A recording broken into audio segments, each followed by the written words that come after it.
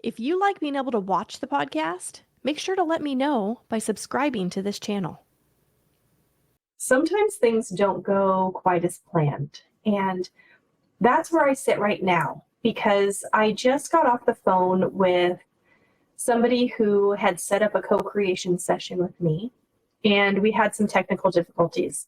So we weren't able to get into the online studio and we weren't able to record. But since we were on the phone together, we were talking a little bit, and we ended up talking for about a half hour. And even though I wasn't able to get it recorded to share with all of you guys, it was really fulfilling. And so I just wanted to kind of talk about where I'm coming from as far as my intentions are concerned and why I'm doing what I'm doing. So this is my episode on my intentions to help people. Everything is working out for me. It's working out for you, too. It just takes believing that it is. We can have, be, and do anything. The key is to care about how you feel and choose to feel good right now.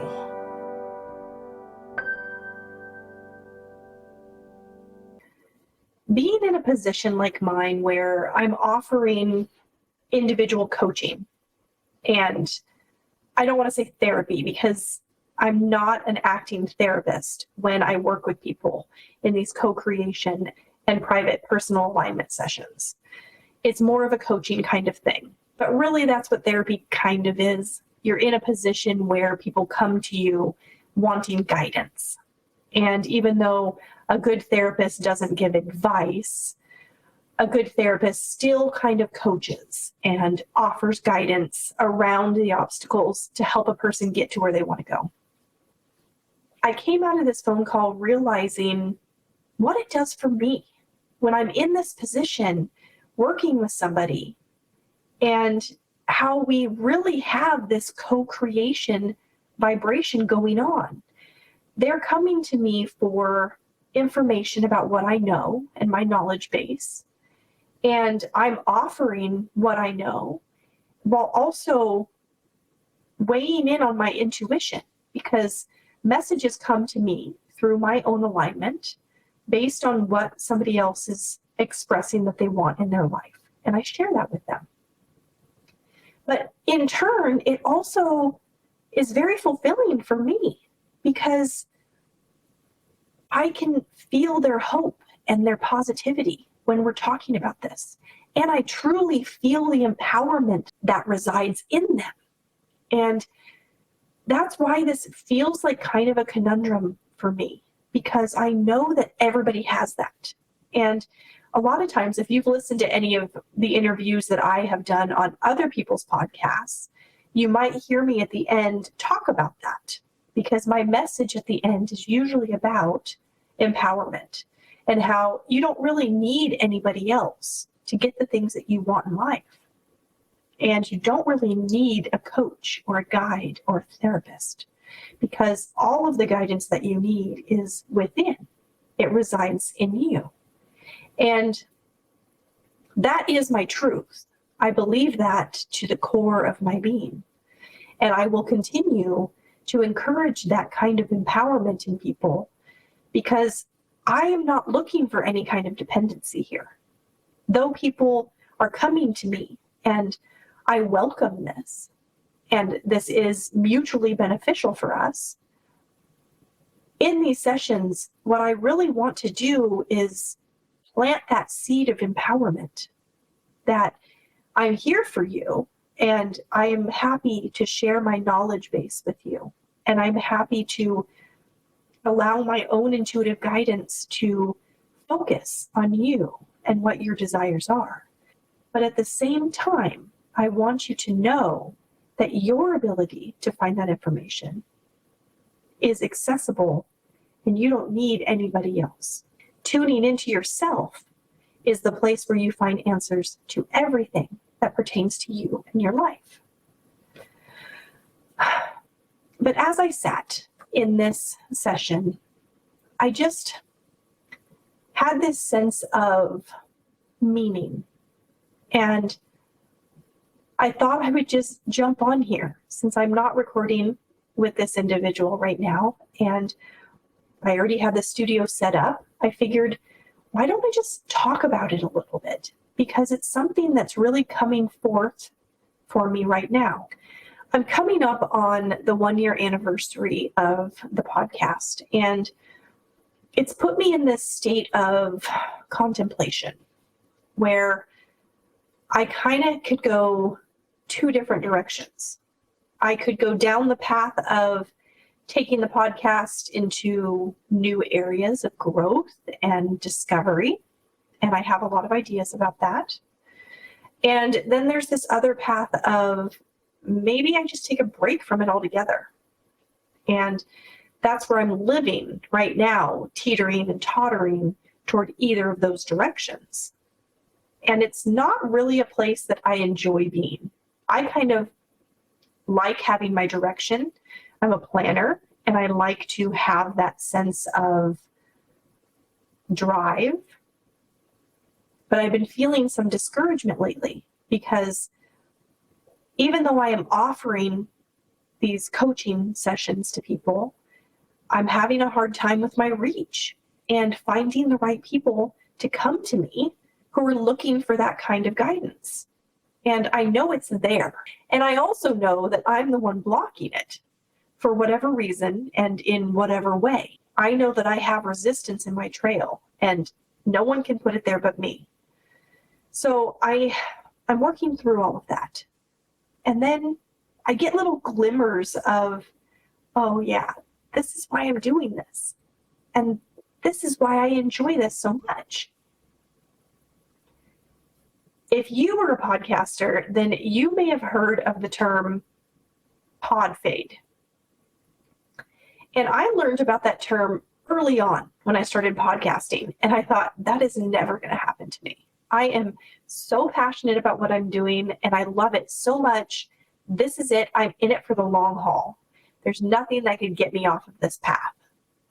Well, here I sit, teetering and tottering with that very same notion of fading out. And so I'm understanding it a little bit more. I'm understanding where the resistance is when it comes to podcasting. It's really difficult to devote so much time and energy into something that you're not being paid to do. There's no money flow for all of my energy, for all of my hard work. And it's a lot of hard work. And so that can feel discouraging sometimes. But then I get a great idea, right? And I can't wait to talk about it. And I go through my process of thinking about it and getting excited about what I'm talking about and really truly feeling like this is something that I am here to do for a reason. So then I find my passion again. I imagine it's like this with so many things.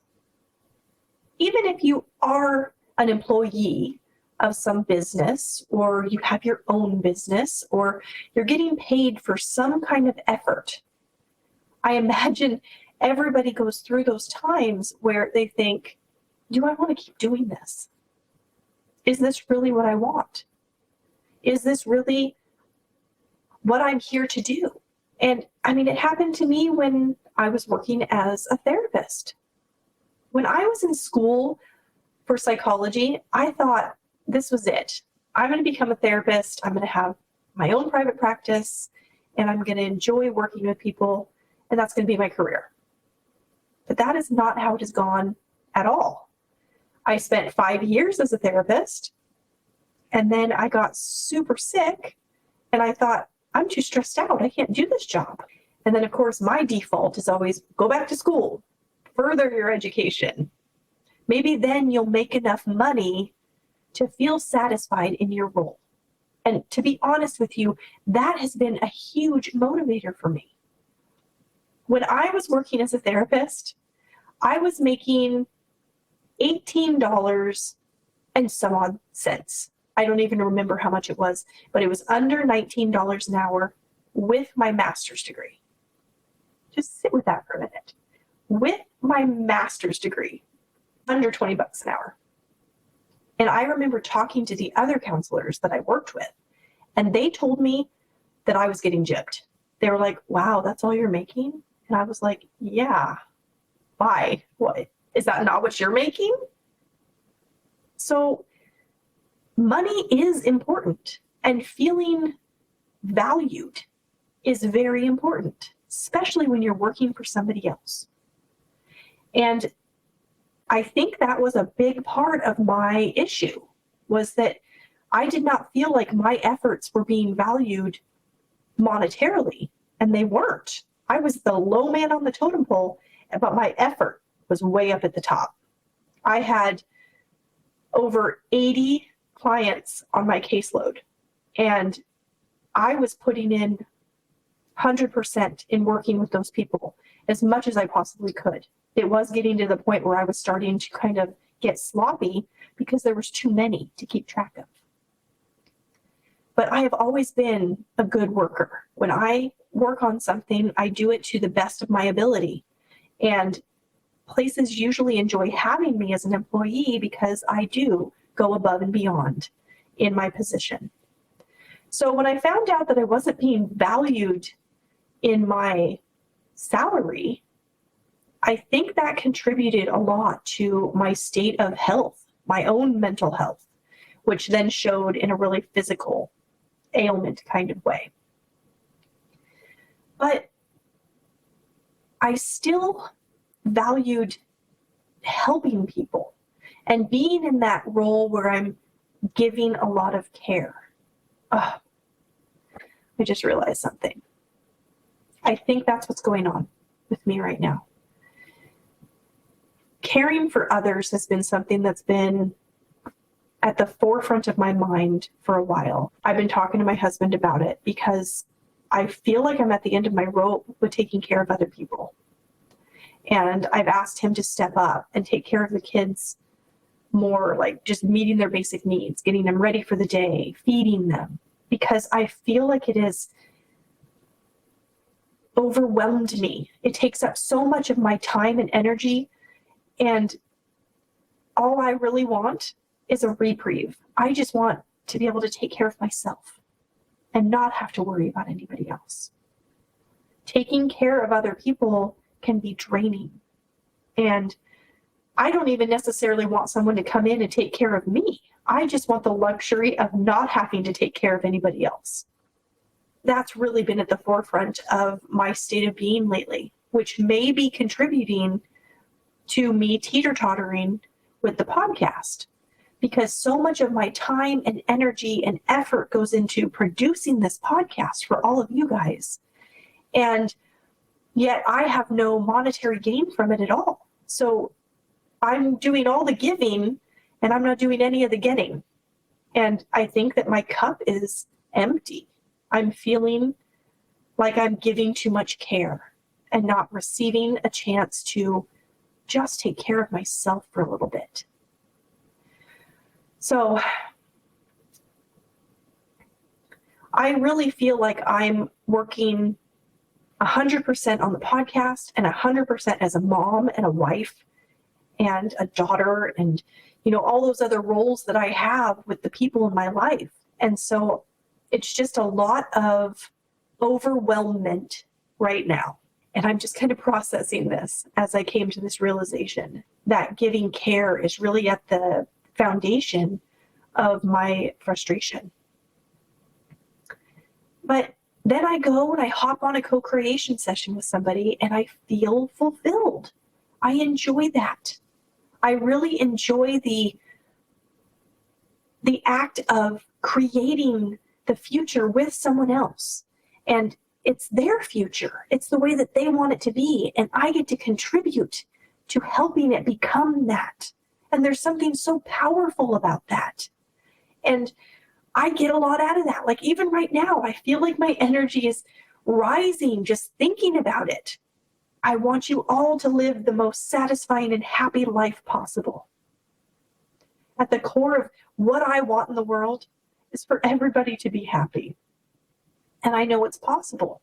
And so when somebody comes to me to help them with that, I light up because I feel like I really have a lot of knowledge on how to make that happen. And aiding someone in applying that knowledge is very fulfilling. So I'm not burned out in that way. I have been feeling burnt out with giving care, being a caregiver. But when it comes to that, that's different. That feels different to me. That feels like what I'm here to do, at least at this point in my life. It feels like that is aligned with where I'm supposed to be at this point in my life and what I'm supposed to be doing. And it's possible that those other things that are helping me to feel discouraged is because it's taking me away from that.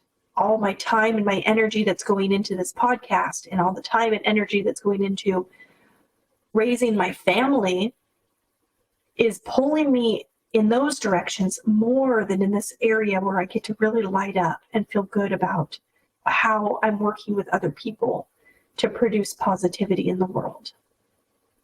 But the point I was trying to get at by bringing up the fact that I was a therapist so many years ago is that that's in the helping field. So I've always kind of had that desire to be in that role where I'm here to help other people. I think the problem comes in for me in establishing boundaries and not overdoing it to the point where I get so depleted that I have nothing left to give now. And when that happens, it happens in a really big, really negative way, which then is like an outburst. And then I'm at the end of my rope, I fall off. And there's no grabbing the rope again until I'm able to just calm myself down and give myself some care and really fill my cup back up again. I want to say that a lot of women do this because it feels to me like that's the role that women play in their families, in our society, just in general. But I know that things are shifting. So I'm not going to limit it in that way. I know that out of the other women in my life, I see a lot of this happening as well. So I relate to it in that way, that this is a role that has been a societal norm for us for a while now. And though societal norms are changing, it's still lingering a bit that the women play this caregiving role. And that's definitely the role that I have adopted and one that I have been adhering to for quite some time now. And I guess what I'm feeling is that I'm ready to break through that bottleneck of what caregiving looks like. And I have to admit, I guess I'm ready for a change. And change is coming in a lot of ways because my youngest is starting kindergarten in the fall. And then at that point, it's just me 5 days a week at home doing what I'm going to do. And whether that be the podcast, whether that be coaching, or whether that be sitting and relaxing and reading a book, what I'm going to do is follow those leads that I have within. I really need to turn this around inward and follow my own guidance. And though I'm meditating every morning and I do look inward, I think I could be doing it more. I think that I could receive more if my focus is to receive that kind of guidance. I mentioned that I've been feeling overwhelmed. Well, overwhelmed is down in the lower part of the emotional guidance scale. So that means I'm not in a very good state of creation right now. When I'm in that state of overwhelmment, then I should not be focusing on creating my future. it's not going to go the way I want it to go.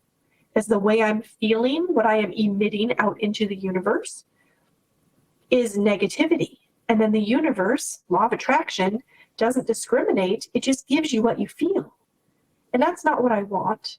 So what I really need to do, and thank you for just allowing me this space to just work through this, because that's what I'm doing right now, is realizing what the problem is and how I need to go about addressing it.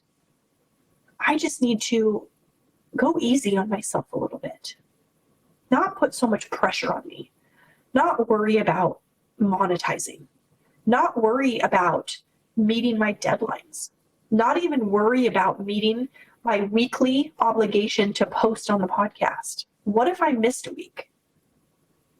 Would any of you even notice that I missed? Or would it just be me over here feeling that pressure and that guilt and that responsibility? There's a good chance that that is how it would be, because all of you are focused on your own lives. You're not sitting there just waiting for the next episode to release. No, you're living your lives. But here I am worrying about that stuff. And really, it's not helping me get to where I want to go, because where I want to go is thriving. I want my business to be successful, and I want to be in a place where I can offer the most help to other people, because that's the role that I believe is fitting for me in my life. But really, if my cup is empty, then how much can I really give? So the most important thing for me to do is to work on my place on the emotional guidance scale and knowing where it is and working my way up it so that I can get back into a state of feeling good. Feeling overwhelmed is right smack dab in the middle of the scale. If I go below overwhelmment, it's disappointment. If I start reaching higher, trying to step up the emotional guidance scale, then that means reaching for frustration, irritation, and impatience. And that feels easy to me to do. Like, even just saying that to you, I feel like I was pretty impatient this morning with my kids. And that's improvement. That's improvement over feeling overwhelmed. So as I think about that, I can allow myself to step into that feeling and go, yeah, I was really impatient with them. And it wasn't their fault. I went and put too many things in my morning that I wanted to try to get done before we left the house. And yet I still was impatient with them because I wanted them to do exactly what I wanted them to do when I wanted them to do it to keep on the schedule. And then I got impatient with them. Now, if I want to reach further, the next step up is pessimism. And naturally, I am not a pessimistic person. I'm usually more optimistic. So reaching for a state of pessimism is a little bit of a struggle for me. But given that I have this conversation going about my state of being and my career, I could probably find some thoughts that allow me to feel pessimistic about my success or my progress with the business, with the podcast, with my coaching. And I could probably just go and say something like, all of my efforts are for nothing. And you know what? That kind of resonates. Saying that resonated a little bit. So, it didn't feel good.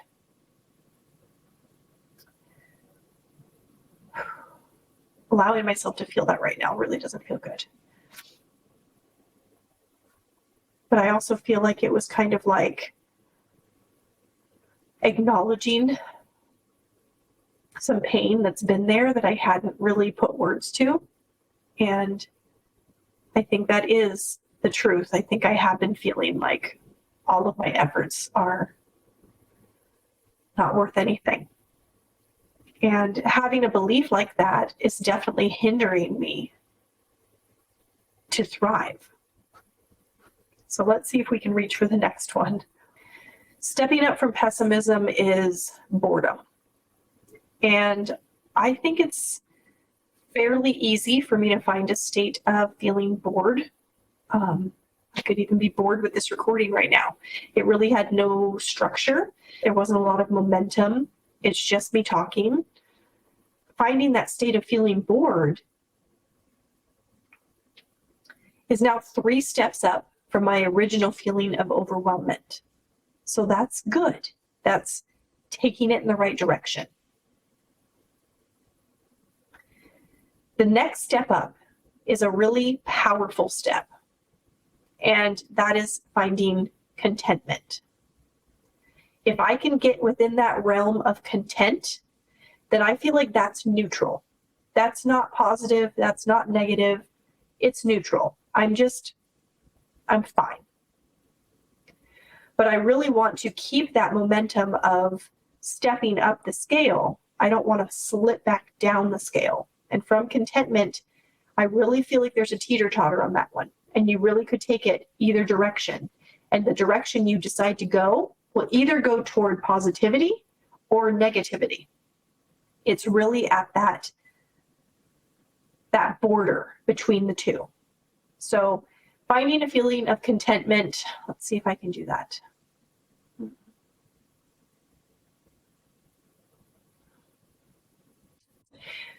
So it's only 2:00 p.m. right now.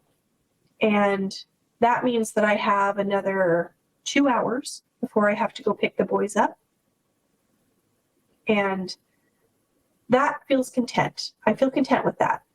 I feel content knowing that I'm almost done with this recording and I will have time to do a few other things before I have to go get them.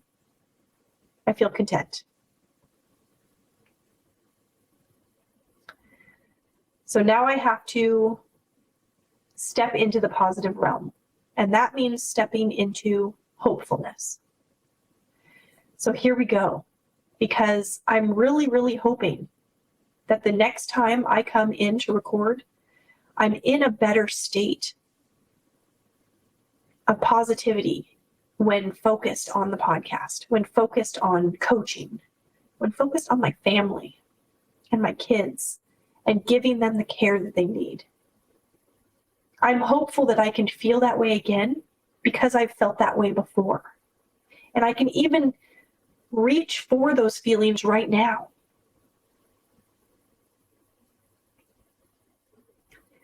So that means stepping up into positive expectations or positive belief. And I feel like I can do that because I really, really believe in these things that I talk about on the podcast. I really, really do. I really believe that law of attraction brings me what I think and what I feel. I believe that I have control over that. I believe that I can create my future. I believe that the podcast is going to be successful. I believe that my coaching business is going to be successful. I have believed that from the very beginning. I remember telling John, this is going to be big. This is going to be huge, and it's going to change our lives in a really big way. And really feeling that belief. And I have that still. And it just takes me getting back into it, lining up with the belief, so that I don't fall back down into some of those negative beliefs which contradict it.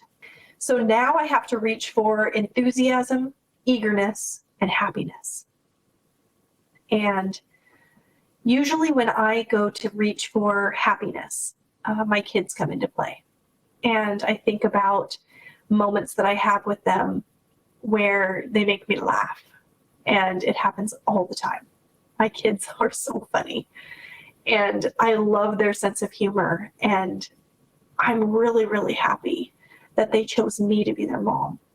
And I feel honored and happy that I get to spend every day with them in some way. I'm happy when I witness them playing well together, or snuggling, or even when they are trying to get something from me. And so they hug each other and love on each other and then look at me like, look, Mom, we love each other so much. It just makes me happy that they know that I want them to love each other. And they know that. They know that that is important. They know that I have their best interest at heart. And they know that loving each other is that best interest. That makes me happy. So now we move up into the next step, which is number 2, and that's passion. And when I go to passion, I think back to when I first started the podcast, and I remember feeling so passionate when an idea would come to me and I was like, I've got to talk about this. This topic is so wonderful, and I'm receiving all of this great information from my inner guidance, and I want to share it with everybody. And I really feel like sharing it with everybody could offer everybody some useful information which will contribute to positivity in their life. And that was where my passion was born for this podcast. And that's where my passion was born for the coaching. Because I truly want to help anybody who wants to work with me to better their lives in whatever way they see fit. And I will support that with my knowledge of how to do that. I still feel so passionate about that. All right, so the next step up,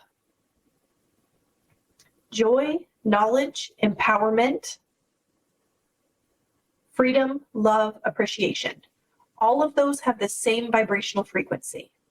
And I'm already feeling so much better than when I first started this recording, just by moving up the scale in this way. So now I have to reach for appreciation.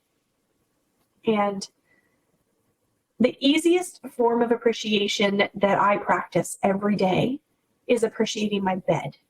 I do it when I go to bed to fall asleep, and I do it in the morning before I get out of bed. I love my bed. I even say that to my husband all the time. I'm like, I love our bed. It is so comfortable. We have a sleep number bed, and we have pillows, which I searched for years. Probably 7 years before I found a pillow that I really, really love. And I lay in bed appreciating it, literally appreciating the comfort that I feel, the warmth that I feel, the squishiness of my pillow and the cool pillowcase on my cheek, and feeling the moderate softness, moderate hardness of my bed, because I'm kind of in that middle realm, and the comfort of the blankets. And I just love my bed so much. And it's always easy for me to get into a state of appreciation when I'm in my bed. Appreciating my bed is just kind of more of a physical appreciation, right? I'm appreciating the conditions which surround me being in bed. And it doesn't have to go there. I could go for unconditional appreciation. I could appreciate knowing that my inner being is conspiring to give me everything I want. That I appreciate knowing that I am source energy, that I am an extension of source energy. Knowing that I have the ability to create my future. Knowing that I am living what I have already created. And I could really get into all of the unconditional elements of life and who I really am and appreciate that. And that all feels wonderful. It feels really good. So this was my example. And thanks for allowing me to work through it with you guys. I worked my way up from state 11, overwhelmment, all the way up to state 1 of appreciation on the emotional guidance scale. And that's something that I do in coaching with other people. If we know where you are on the scale, then we can move you up the scale. And once you're in that state of appreciation, then that is the state to start creating what you want, focusing on your desire, getting specific about it, and reaching for the way it's going to feel when you have it. That is creative power right there. But first, the emotions have to be there. You've got to be in that good feeling state. Otherwise, you're not going to get the good stuff coming to you. And so now I'm feeling pretty good. I'm feeling really good right now. So I'm going to sign off for this episode, and I'm going to go focus on what I want in my life and get specific about it. Good things are coming for me, and I know that good things are coming for you too. If you're enjoying the podcast, you can show your support by leaving a rating and a review on your favorite podcast platform. You also can follow Dr. Williams' podcast on all social media platforms and subscribe on YouTube and by going to www.drwilliamspodcast.com. Deliberate creation is the key to living life satisfied, and that is my wish for all of you.